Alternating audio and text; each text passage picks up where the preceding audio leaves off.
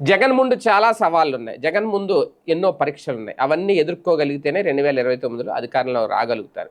చాలా విషయాల్లో క్లారిటీ కావాలి. క్లారిటీ రావాలి. క్లారిటీ ఇవ్వాలి. ఇవ్వకుండా అయితే మాత్రం ప్రజలు జగన్‌ని నమ్మే పరిస్థితి అయితే ఉండదు.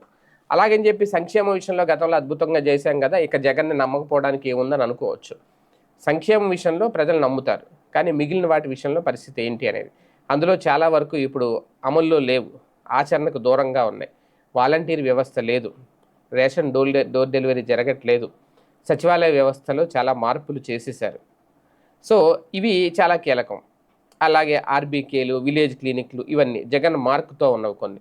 వాటిని మళ్ళీ మేము తీసుకొస్తామని చెప్తారా లేదా? అలాగే అమరావతి రాజధాని విషయంలో రైతులకు ఇప్పుడే ఏం చెప్తారు? ఏం సమాధానం చెప్తారు? రైతులు చాలా ఆవేశంతో ఉన్నారు. ఆగ్రహంతో ఉన్నారు. భూములు ఇవ్వడానికి కొంతమంది సిద్ధపడట్లేదు.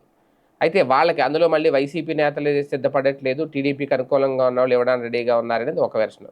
సరే, ఆ ఉన్న రైతులకైనా వాళ్ళ తరపున పోరాటం చేసి మేము అండగా ఉన్నామని చెప్తారా? వాళ్ళకి ఆ రైతులకైనా భరోసా కల్పిస్తారా?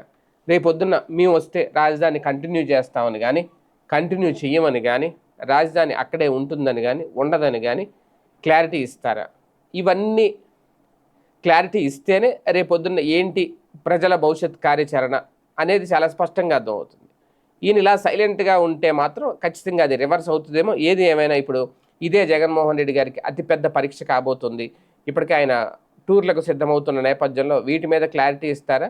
సూపర్ 6 ఇంకా అమలు చేయలేదు. ఎప్పుడు అమలు చేస్తారు? అలాగన్నారు, ఇలాగన్నారు అని చెప్పి ఈ ఊకదంపుడు ఉపన్యాసాలతోనే ప్రజల్లోకి వెళ్తారనేది చూడాలి.